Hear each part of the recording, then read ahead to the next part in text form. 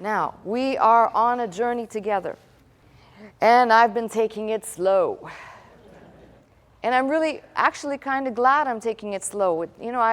I think that sometimes I come through like a tornado. I think, well, surely everybody knows what I'm talking about. And the fact of the matter is that's just not so. And some of you need to be reminded of these incredible, and I say they really are incredible people and promises that we have from this book.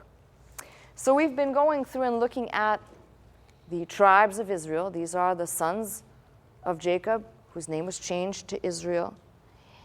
And I'm going to skip over. I'm going a little bit out of order today because there are 2 or 3 tribes that I will have to deal with in great length and in great detail, which will be probably one of those 2 or 3 parters. So I'm jumping over some out of order. And what I want you to think about today as we approach the subject, remember, we're trying to lay some foundation and figure out that these people are not perfect.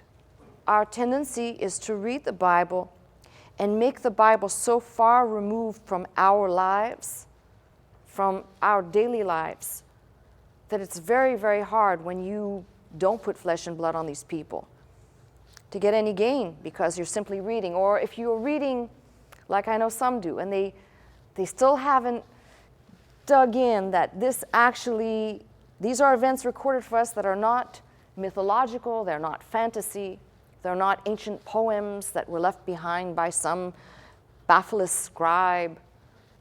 But when you start to piece it all together, you realize that this is God's telling. Now it's, as I said, incredible. God's telling of antiquity, the story of his people that he chose to tell. And I say this very openly. There are other peoples of whom he did not chronicle as he did these people. But he wanted to leave the record, and the record has been, I would say, in spite of translation, in spite of transmission, has been adequately preserved for us to know that we're dealing with not fantasy or mythological or whatever you want to call it, but actually the truth. And I prefer, as to the best of my ability, to look at these things in a historical way as well.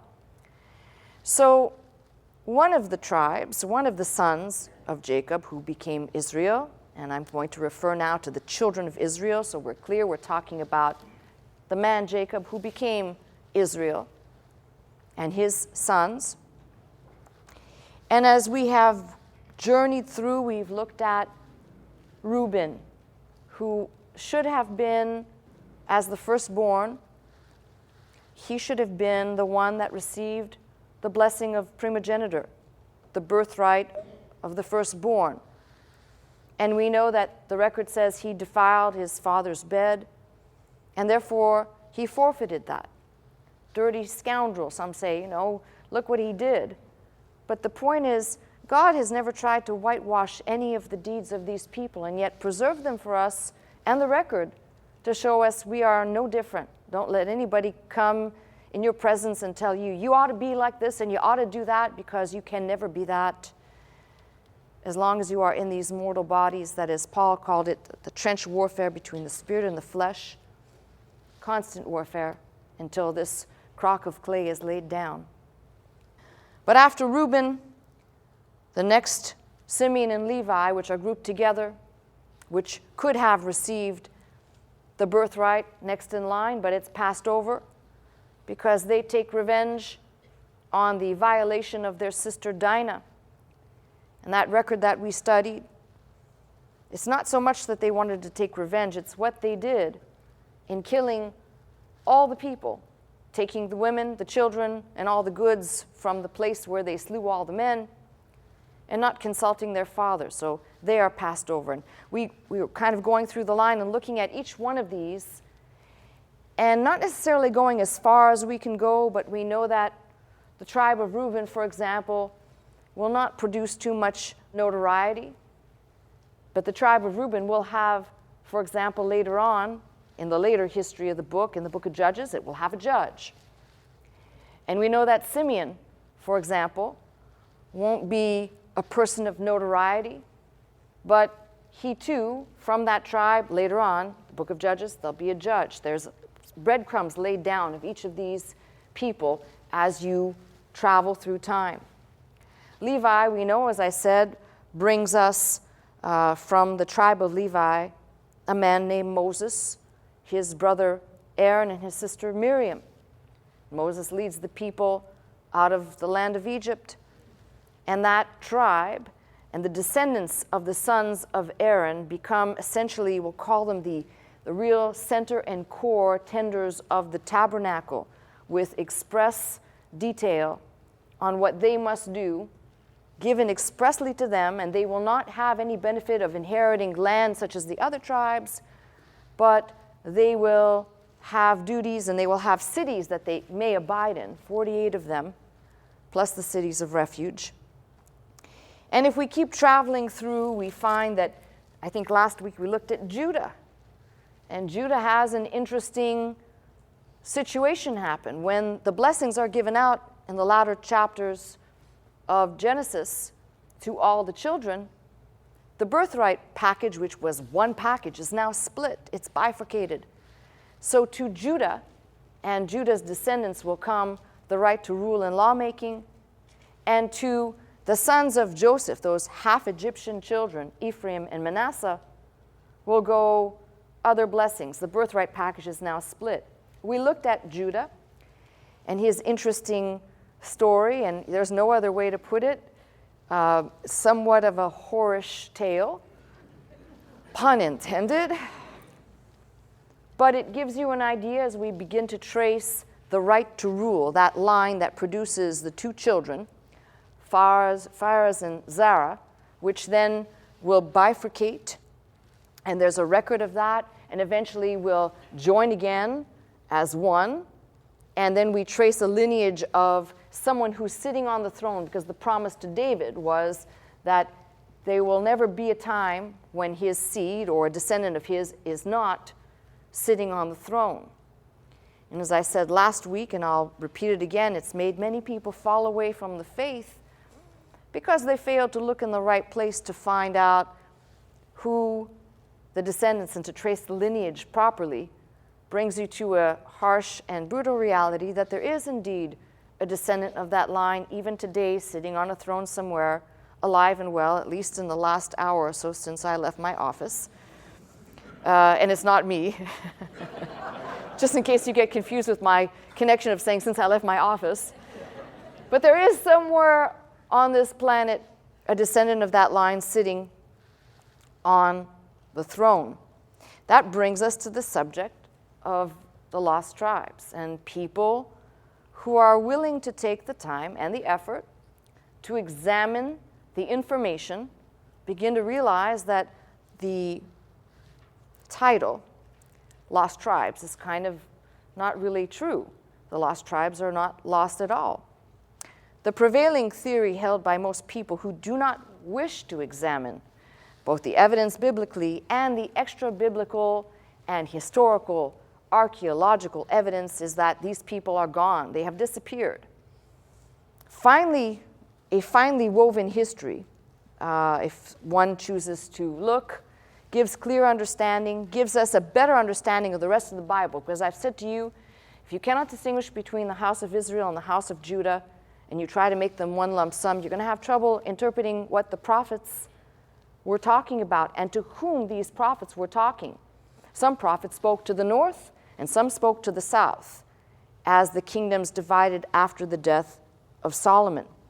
So it's important to understand that.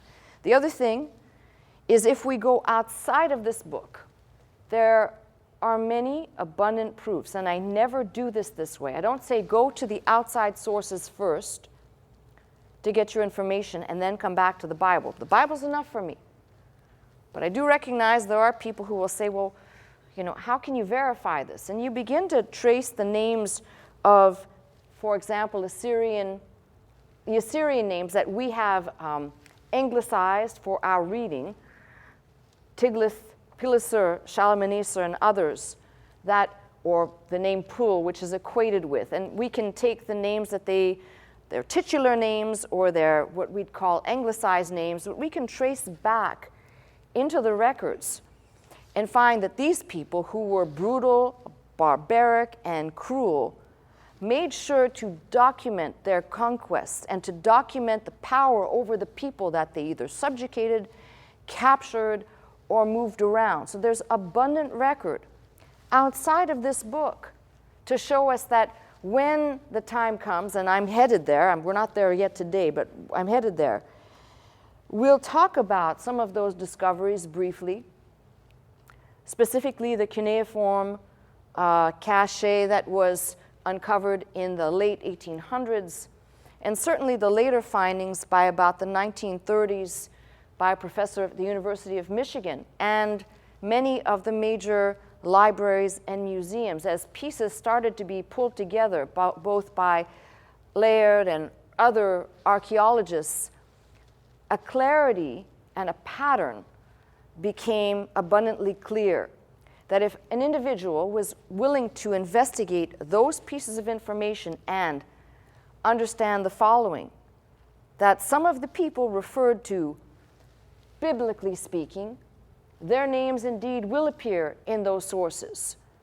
For example, there is an obelisk stone with the person's name of Jehu, who is a biblical person, the biblical account, which will chronicle in detail some of the events that lead to, we'll call it the demise of kingdoms. Other people will be known by other names. They will not be known by their name, but as they were carried away, they'll be known by other names, which we can indeed trace back to these people who have been labeled lost. So as we trace this, and I've tried to try and keep each message somewhat individual and separate, so that somebody who's trying to put together the pieces, you're not having to go, okay, I've got to go back 5 messages to find out what she said. I'm trying. Not always possible, but that's the idea, the goal. Starts, of course, with God calling a man out of Ur of Chaldees, or Kasdim, Abram, who becomes Abraham. God gives him a nice promise. Actually, it's multiple promises, but the specific things I'm looking at, land and seed as in a son.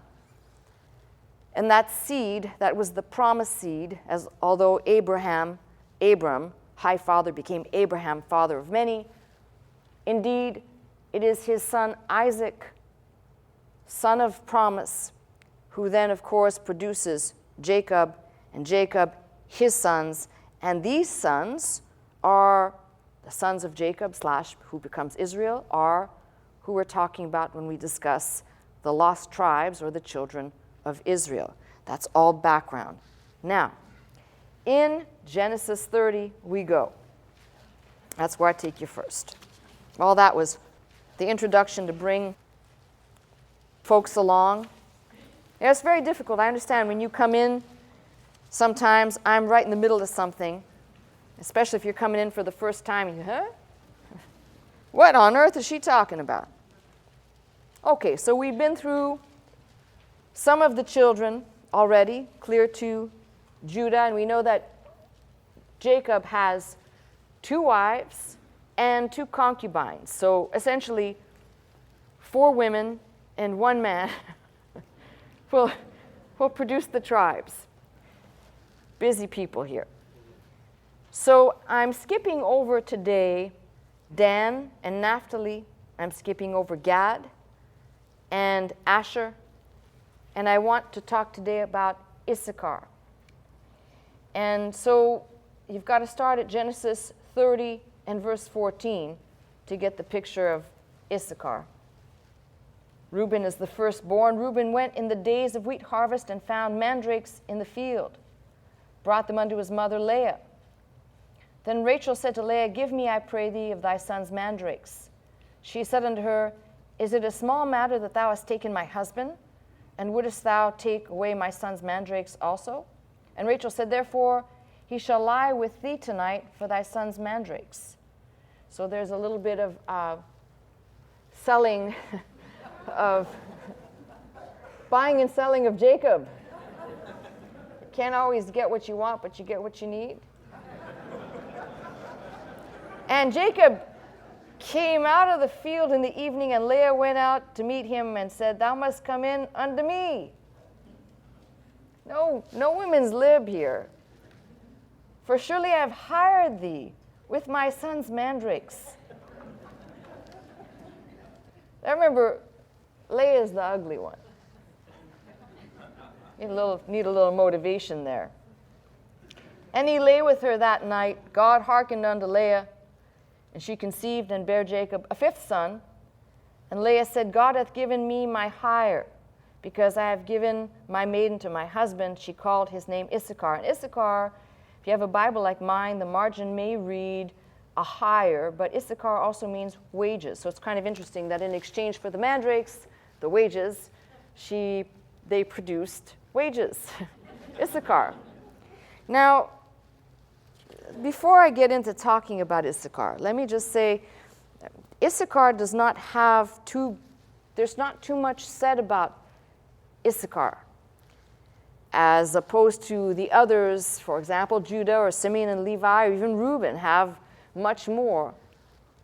But what I want you to, there's always some application to make when I say I'm going to tell you we're laying out a foundation, but I also want to look at some application. And the application here, I just want you to think about this. Issachar kind of seems to get lost in the mix here. Imagine being just kind of wedged in between everybody else, and there's really nothing special to say. Now, step back for a second, and I'm going to paint the bird's eye view of Issachar, which is, no matter what the blessing is, which we're going to look at in a minute, no matter what the blessing is, to Issachar, I want you to think of Issachar very much like we might think of people who have been passed over, who may or may not have made great contributions. We don't know, although we have a little bit of the character of Issachar's descendants and the tribes, the people out of Issachar. But I think a lot of times, and I'm pretty sure this is applicable to everyone in the sound of my voice, we can get into the mindset of saying, if I'm not going to be remembered like some other people will be remembered for the things they did. Some people are extremely rich and they give lots of money, and they're remembered because they were extremely rich and very generous, or extremely rich and wanted their names on things and therefore looked generous. Or maybe some people are remembered in a larger way, and yet the men of Issachar, at first blush, may seem, Issachar himself and later on some of the men, quite insignificant, but actually there are great details left for us about these people. And what I want you to remember, as each and every one of these in the tribes here that we're looking at have something that we can glean.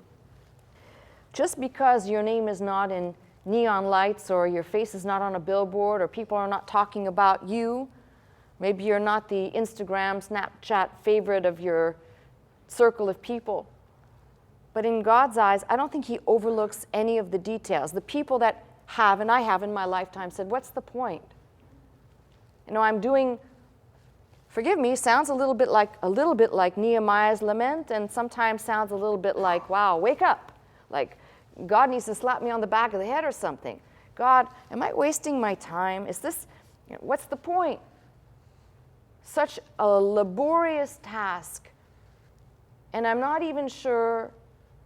You've all had those moments where you say, I'm just laboring here. I'm not speaking just of being in the pulpit. I'm talking about your life as a believer, as a Christian. You ever had times like that in your life where you just say, why am I laboring this hard? What is the point? Okay, so I'm not insane. Be the only person up here confessing to that, right? You're all looking at me going, see? Because we go through those phases. Just, I would say, the same way when we're much younger, we go through the points of, they're the low points. Big dreams with very little ability to reach those big dreams almost gives into defeatism of what's the point? Why bother? So Issachar kind of reminds me of that, because there's not a lot of fanfare about Issachar, and yes, there's going to be some bad stuff about Issachar. None of these people have a perfect record. I've told you that's probably the biggest goal in the personal application of these people. Scattered, by the way, scattered for the most part on the face of the planet. Not the majority, not Jews, as some have preached and proclaimed, but comprising of Gentiles and Gentile nations and Gentile people. And when I say that, I'm talking about not then known as the people that they used to be, and over time intermingling, conquering, and moving across the face of the planet. So Issachar does not have some great stories like, as I said, Simeon, Levi, and Judah. But what we can glean in the blessing that Jacob will give just before he dies is a little bit strange. So if you'll turn there, Genesis 49, and we've got Jacob gathering his children together to bless them. And by the way, not all of them are getting a blessing. But Issachar, Genesis 49, beginning at verse 14. Oh boy. Okay, kids, come on, gather around. I would think Reuben would be the first. He's firstborn. He'd be the closest by, ear cupped. Dad can just barely talk. And when he gets to Issachar, he says, Issachar is a strong ass couching down between two burdens. Tell me what type of a blessing that is. When your father calls you a strong ass. Now, it should really read, not reading the King James and having a little fun, but the translation in the Hebrew is extremely challenging. I would challenge some of my Hebrew students, if you want to knock yourself out and have a wild time trying to figure this one out. Some of the translations that I came up with from the Brown Driver Brig and other helps, Issachar is either a strong or a bony ass. Focus, keep your mind on the Lord right now. Couching down, but actually prostrating or laying himself out between two burdens. And this is what's the difficulty. The two burdens are either two sheepfolds or two ash heaps, depending on which word you're going to use from the Hebrew. It's quite difficult. I've told you, as I get a little bit older, my sympathy for those people who were translating grows by leaps and bounds, because it is just that ambiguous of a language. And he saw that rest was good. He saw that the resting place was good, and the land that it was pleasant. And he bowed his shoulder to bear and became a servant unto tribute. He became a slave at forced labor. Basically, laying himself out between two burdens. And when I said I gave you sheepfolds or ash heaps, could be the tribes that he was around, or the peoples he would ultimately end up being surrounded by, not being able to stand alone or choose for himself one or the other, and then ultimately becoming a slave of forced labor because of his inability to choose one and be by himself, as the other tribes will be independent. So that's a very strange blessing / prophecy for Issachar. And we're not told. Issachar did not produce any notables like David. David came out of the line of Judah. Issachar did not produce any Solomon. Solomon came out of the line of Judah. Issachar didn't produce any real names that you can say, wow, I know that name and I'm familiar. But you got to travel into the book of Judges to see that while Deborah, who judged, who is part of the tribe, her group and her responsibilities out of the tribe of Naphtali, but while she is waging a war, it says the princes of Issachar were with her, which is somewhat interesting. It means we're traveling now from the time of Genesis, and some 400 or 300 years will elapse from the time that Jacob brings his children into the land of Egypt for the famine, and that they become enslaved. They'll be at a time of over 400 years, and then to the time of the judges. So we're speeding and racing ahead, and we still have the names of the tribes popping up. They're not dispersed yet. They're not, quote unquote, lost yet. And I just referred to the book of Judges, where we read in the 5th chapter about Issachar being with Deborah. But what I want you to turn to is the book of Judges, and I want you to read with me. It's only 2 verses in the book of Judges to establish something. That's Judges 10. And the only notable that we can know of some couple of hundred years down the road, Judges 10 is a man named Tola out of the tribe of Issachar. And all we know about this man is that he judged for 23 years. And after Abimelech there arose to defend Israel Tola, the son of Puah, the son of Dodo, a man of Issachar. And he dwelt in Shamir in Mount Ephraim. And he judged Israel 23 years and died and was buried in Shamir. It's almost as though there is nothing. There's no record. When we studied the judges, it was, and this one did evil, and this one failed God, and this one didn't do. It's almost as though there are no real details thus far given to us about the descendants of this line. And the frustration is if we're trying to paint a picture, we don't get too much. But we can know this. We can know that from the time we just looked at, the blessing that was given by Jacob to Issachar, which I don't know how you could interpret that as a blessing. You're going to be a strong or a bony ass between 2 burdens, and then you're going to become a slave of forced labor. Wow, thanks for that blessing, Dad. To a couple of hundred years later, reading about a man named Tola, who's a unknown, 2 verses that say he judged for 23 years. There's no record of wars or conquerings or anything, just these 2 verses. That's all we know about this man from Issachar. So let's keep going. I'm trying to build something here on very little information. So let's go to 1 Kings 4. We're still trying to put some pattern together of who or what these men might look like. And some of this, by the way, it's going to be, I'm giving you a lot of scripture, and then the message is going to be very short. I've got a very quick message to summarize all of this.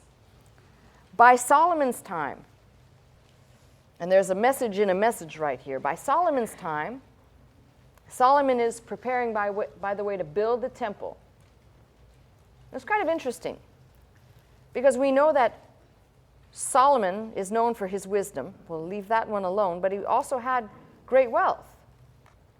And in 1 Kings 4, you've got 12 men, 12 officers, who will provide victuals for the king and his household. They will provide provisions. Each man his month in a year made provision. Now this is it's just something very weird, but of these 12 officers, we'll read 12 are given, and of these 12 officers, each one will have their month to provide for Solomon provisions for the king and for his household. Let me read this first, and then I'll make a comment, because it just, when I was reading this, it dawned on me that there are way too many people that talk about why should I give? Why should I give anywhere? And yet we're talking about the king who had abundant wealth and prosperity, and here are 12 men who provided for the king and his household. Verse 7, Solomon had 12 officers over all Israel, which provided victuals for the king and his household. Each man his month and a year made provision. These are their names: the son of Hur in Mount Ephraim, the son of Dekar in Makaz and in Shalbim, and Beth Shemesh, and Elon Beth Hanan, the son of Hesed in Araboth. To him pertain Soho and the land of Hepher, the son of Abinadab, and all the region of Dor, which hath Taphath, the daughter of Solomon, to wife. Baana, the son of Ahulid. To him pertain Tanach and Megiddo, and all Beth-shean. And you keep reading: son of Gibor, son of Manasseh, son of Iddo, keep going.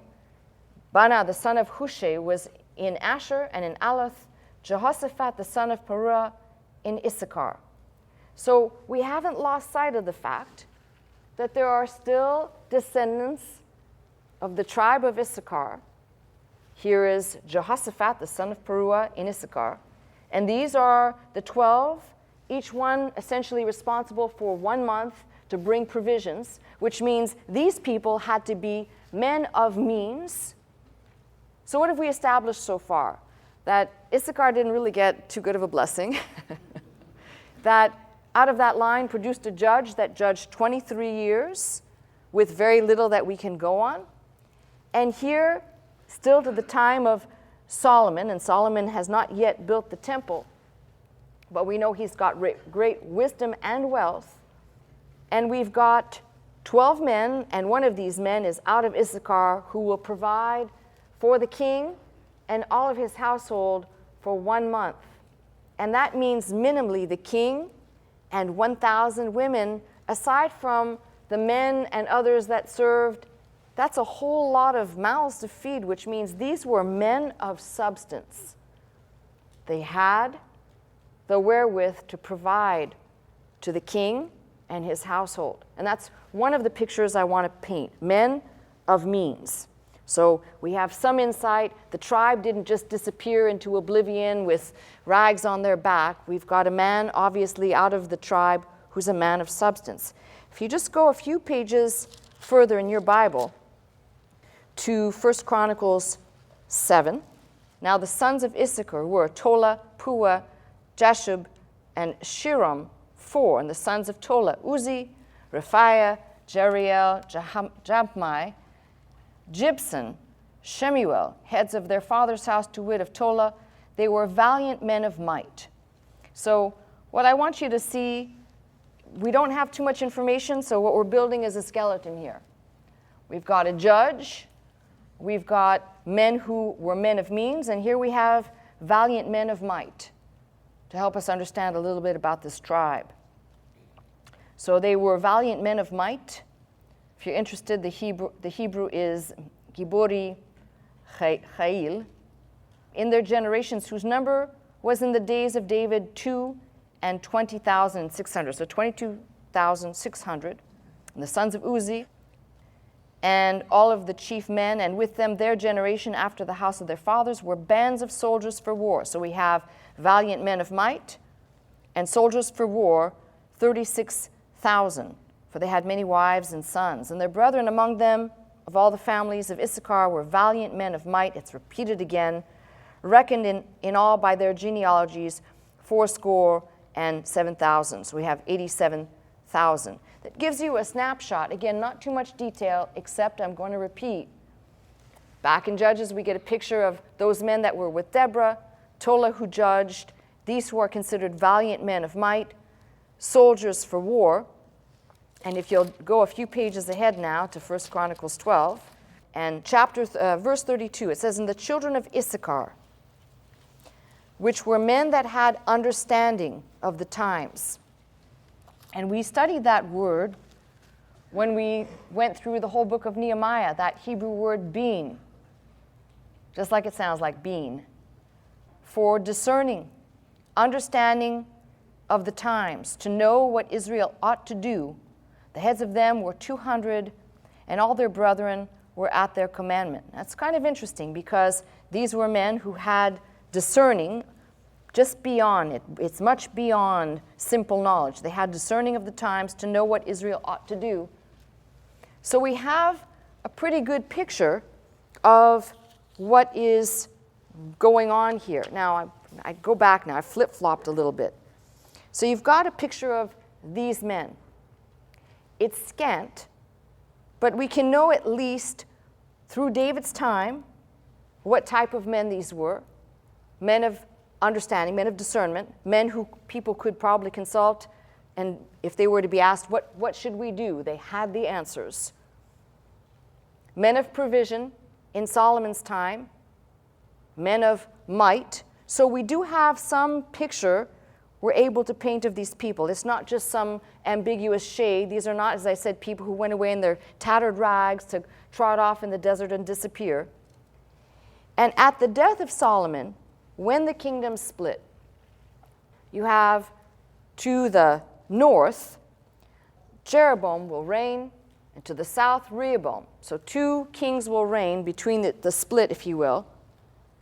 And from this, there's an interesting reference about a descendant of the tribe of Issachar who will come up to the throne for a little while, who's quite wicked. So up until this point, other than the pretty bad blessing that Issachar gets from his dad, thus far we've got a pretty good picture of the descendants of this tribe. As I said, able to judge, men of means, men of might, men who were men of understanding, obviously well respected and sought out for the information they were able to give. Now, 1 Kings 15 will give us the record. Head to that vicinity and I'll tell you when to stop. The pages just keep going. This becomes probably the most important part of the equation as you head to 1 Kings 15. Now we're well into the divided kingdom. As I said, Jeroboam will reign, Nadab, then a man named Baasha, then his son Elah, then Zimri, Omri, Ahab. It just is going to degrade into a series of rulers who are evil. But here's what I want you to focus on, because we'll do this in detail. I'm now giving a greater overview of something. Just to be sure that up until this point, there are members of the tribe of Issachar still in existence to this point. And if we begin reading about where Nadab, who is the son of Jeroboam, so Jeroboam is the first after the death of Solomon, and then Jeroboam reigns for a time, and then Nadab, beginning at verse 25. So 1 Kings 15, beginning at verse 25. And Nadab, the son of Jeroboam, began to reign over Israel in the 2nd year of Asa, king of Judah, and reigned over Israel 2 years. And the important thing is when you're reading this, they're going to give you parallels, because this is why I said, if you can't separate Israel and Judah, both in the prophecies and those who ruled, you're going to have a hard time understanding. And when people begin to say Israel and equate all Israel with Jews, there's your first mistake going out the gate. So we've got a separation here. We've got a divided kingdom, north and south. Nadab, the son of Jeroboam, began to reign over Israel in the 2nd year of Asa, king of Judah, and reigned over Israel 2 years. He did evil in the sight of the Lord, walked in the way of his father, in his sin wherewith he made Israel to sin. And Baasha, the son of Ahijah, of the house of Issachar. So we've got these breadcrumbs. Issachar has not disappeared. The descendants have not disappeared. Conspired against him. And Baasha smote him at Gibbethon, which belonged to the Philistines, for Nadab and all Israel laid siege to Gibbethon. Even in the 3rd year of Asa, king of Judah, did Baasha slay him and reign in his stead. It came to pass when he reigned that he smote all of the house of Jeroboam. So, nice guy. It's the first real tarnish and cruelty we see. We don't have any other pieces of information. We just don't. He left not to Jeroboam any that breathed until he had destroyed him, according to the saying of the Lord, which he spake by his servant Ahijah the Shilonite, because of the sins of Jeroboam which he sinned, and which made Israel to sin by his provocation wherewith he provoked the Lord God of Israel to anger. Now the rest of the acts of Nadab and all that he did, are they not written in the book of Chronicles and the kings of Israel? And there was war between Asa and Baasha, king of Israel, all their days. Again, we're now definitely seeing 2 separate kingdoms, 2 separate rulers. Verse 33, in the 3rd year of Asa, king of Judah, began Baasha the son of Ahijah to reign over all of Israel in Tirzah 24 years. And he did evil in the sight of the Lord, and walked in the way of Jeroboam, and in his sin wherewith he made Israel to sin. So you can see that nothing is looking too promising here. the word of the Lord came to Jehu, the son of Hanani, against Baasha, saying, For as much as I exalted thee out of the dust. Just think about this for a second, because I've just said obscure, very scant information. Now, I want us to get the history and lock on to something, but I also don't want you to forget that in each and every generation, in each and every family, in each and every tribe, there are people who will be the most, we'll call them the most precious saints. They're the workers of the church. They're the committed ones. And they're never getting the notoriety. It's always this. It's the people just like this, the ones that are the stink bombs, the stankers in the church. They always get recognition. They're the ones that get a bad rap because they do bad things, but the people who are out there, all of the former people behind all of this in Issachar's line, where we don't really read any information about any real tarnishes, although I'm sure that there were, get no recognition for anything. So my comment about saying, sometimes you say, what's the point? The point is that God sees. He's aware. He sees the people that are committed, the people who are committed to giving of their money, giving of their time. They're committed to read. They're committed to pray. He sees all of that. And I think a lot of times the idea is, if it's not being spoken of and being heralded, if I'm not being recognized, if people aren't heralding up my name, but isn't that exactly the exact opposite of what Christ spoke about in Matthew 6? Just don't make a spectacle of it. When you do whatever you do, do it with the knowledge that the Lord knows, just like these previous to Issachar's, previous to Baasha, if you will, probably did a lot of good things. We don't know what they did. They're not even mentioned.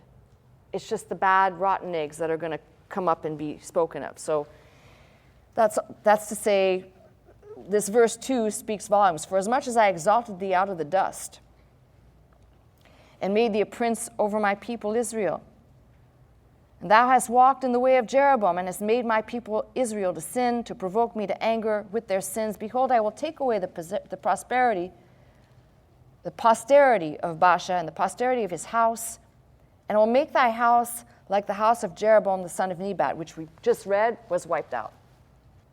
Him that dieth of Baasha in the city shall the dogs eat. Now, wow. Him that dieth of his in his field shall the fowls of the air eat. Now the rest of the acts of Baasha and what he did and his might, are they not written in the book of the Chronicles and of the kings of Israel? So Baasha slept with his fathers, was buried in Tirzah, and Elah his son reigned in his stead. So now here's another descendant of that same tribe, and the apple does not fall far from the tree. Read down verse 8. In the 20th and 6th year of Asa king of Judah began Elah the son of Baasha to reign over Israel in Tirzah 2 years. And his servant Zimri, captain of half his chariots, conspired against him as he was in Tirzah, drinking himself drunk in the house of Arza, steward of his house in Tirzah. Zimri went in, smote him, killed him in the 27th year of Asa king of Judah, and reigned in his stead. So now we have the descendant of Baasha, Elah, from the tribe, we'll call him an Issacharite, reigning and killed. It came to pass when he began to reign, as soon as he sat on his throne, that he slew all the house of Baasha. He left him not one that pisseth against the wall, neither of his kinsfolk, nor of his friends. And if you don't think that's in the Bible, that's definitely in the Bible. We don't whitewash here. We read it just as it is. Somebody said, you read those embarrassing parts, those embarrassing chapters. Well, God wasn't embarrassed. He included it. Probably the only awkward thing is the English word, because it has a TH at the end, which means it's a verb. Back then it was anyway. Who said grammar was boring, right? Thus did Zimri destroy all the house of Baasha according to the word of the Lord, which he spake against Baasha by Jehu the prophet. For all the sins of Baasha and the sins of Elah his son, by which they sinned and by which they made Israel to sin, and provoking the Lord God of Israel to anger with their vanities. Now the rest of the acts of Elah and all that he did, are they not written in the book of the Chronicles of the kings of Israel? Now that ends the Issacharite rule in Israel.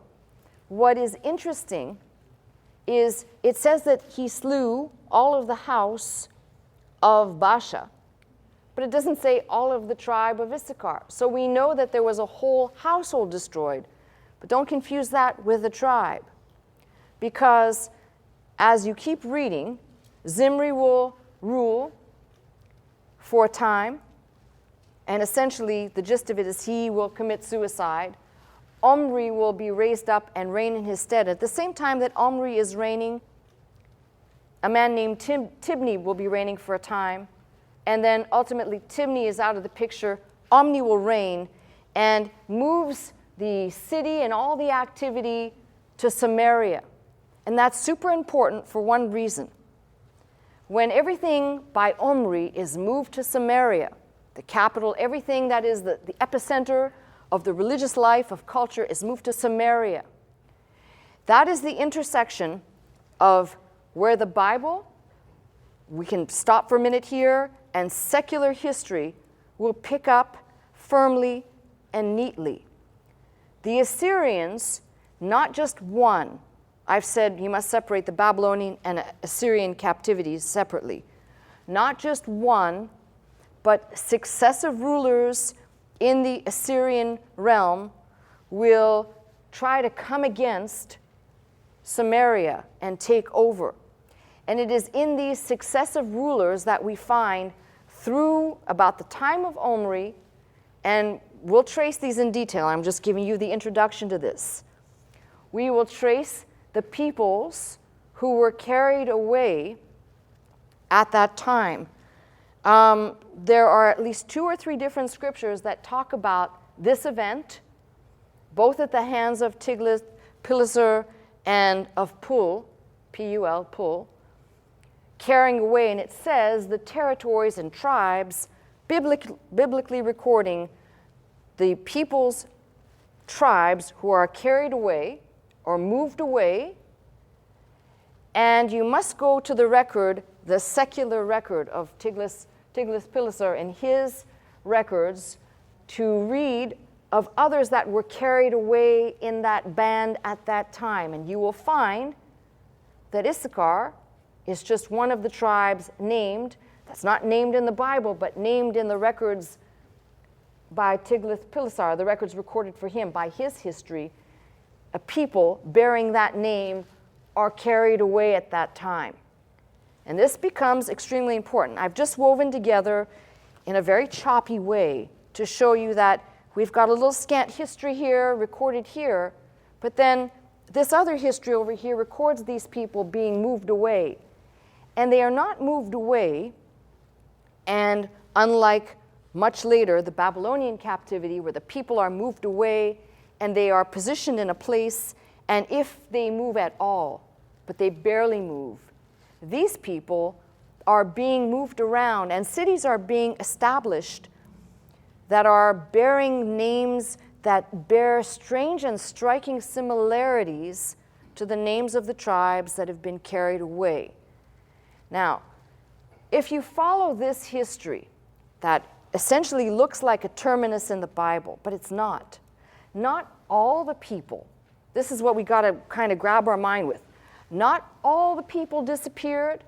Some of the people had to remain, because if you go through this book, if you remember when I taught out of Nehemiah and Ezra, after they come back from the Babylonian captivity, which is a much later carrying away of the people, and their return, they were trying to reconstruct the temple services and the practices, and we know that at least in part, the courses of the priests were reestablished, because when we get to the time of Christ, to the birth of John the Baptist with Elizabeth and Zachariah, we know that the courses of the priests were being performed, and these courses had a correlation not only with the calendar, but with those who would have borne the responsibility to serve in their proper course in the temple. So not every single person disappeared, but a large majority were carried away. Did some remain? Did perhaps some hid? Some were spared? So it's in this, at this particular intersection right here that we've just looked, where the people in Omri's time who are carried away will begin to be referred to as the house of Omri, as they reappear elsewhere, they're going to be referred to as a people that belong to the house of Omri, which are not of his descendants, but of the people that were under his reign, abiding in the place where he was at that time, Samaria.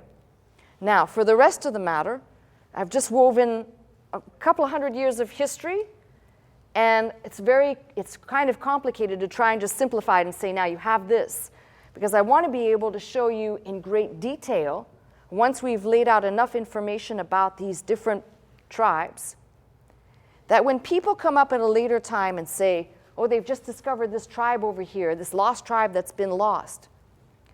The problem with that is if we understand that to the north, and everything that was carried away, the majority that was carried away to the north, is exactly what Hosea was talking about when he spoke about the people being scattered. And it says about not my people first, who then will be my people again. Those scattered people become scattered people upon the face of the planet who are not Jews. And the people who will be referred to as Jews of the southern kingdom, those that remained, that were carried away, as I said, in the Babylonian captivity, and the few that returned, the 50 or 60,000 that returned to rebuild. And the rest of those people who remained in Babylon, 500,000, maybe up to 1 million people by some accounts, maybe it's even more than that, remained in that territory. And if they migrated at all, they migrated in close proximity to the captivity, which lasted 70 years. Why? Because they bore children, they raised up families. This is the complexity if you are going to try and study the ancient Near East and the cultures that then spin off to try and sort out the peoples of that geographic place today, which many are not practicing Judaism. After 70 years, they even forgot their language, their tongue. They adopted the tongue and the practices of the people of that land, who essentially morphed into and became the people of that territory. And the few that returned, that were identifiably those of Judah, whom we call Jews. So when we talk about this, it's extremely important to begin laying these foundational points down. And probably to step away in the bigger picture of all this is to say, Issachar is a great lesson for any person who has, again, the last things I've read here are not very flattering. Baasha and his child are not the best goods in the house here. They did evil, they led the people astray, but the record before that, not too much fanfare, not too much information, kind of looked over, not even a great blessing, but I guarantee you a people that preserved, but that persevered, that survived. And it says these were men of might, men of war, men of provision or means, and at least one judge that was raised up, which tells me that God doesn't have any random accidents. There are no insignificants in God's program, even if you feel like you're insignificant. And I say that in the kindest way. When you go out in nature and you stand before a great mountain and you look up and your jaw opens and you just kind of feel dwarfed by it all, insignificant in that way, or insignificant in looking around and seeing all the workers who are maybe more eloquent or seem to be more knowledgeable about the things of God than you. There is no person in God's program who is lesser and therefore cannot be seen. Understand, God sees the heart. I don't. He sees the mind. I don't. He sees your acts, the good, the bad, and the ugly. And I'm sure that there are many Issachars in the midst who feel rather insignificant. Just remember the lesson here, although the bigger picture is lost tribes not lost, the lesson of Issachar is there are no insignificants in God's book, and there are no insignificants here in this church and in the sound of my voice. You're here for a purpose. God has called you for a reason. It may not be to be the flashing neon light that's saying, look at the deeds and look at the works, look at this. But how about like the ones that Jesus came across and he says, I've not found such great faith. Maybe that's your thing. No one can see that. That's between you and God. Just don't think that because you're not being highlighted somewhere that you're not the highlight in God's book. That is the message of Issachar, and this, again, is to be continued. That's my message. I'm Pastor Melissa Scott, pastor of Faith Center, Glendale, California. I teach every Sunday morning at 11 a.m., If you'd like to attend services with us, simply call the 800 number, that is 800-338-3030, to join us. If you'd like to watch, listen, and learn 24 hours a day, simply log on to our website at www.pastormelissascott.com.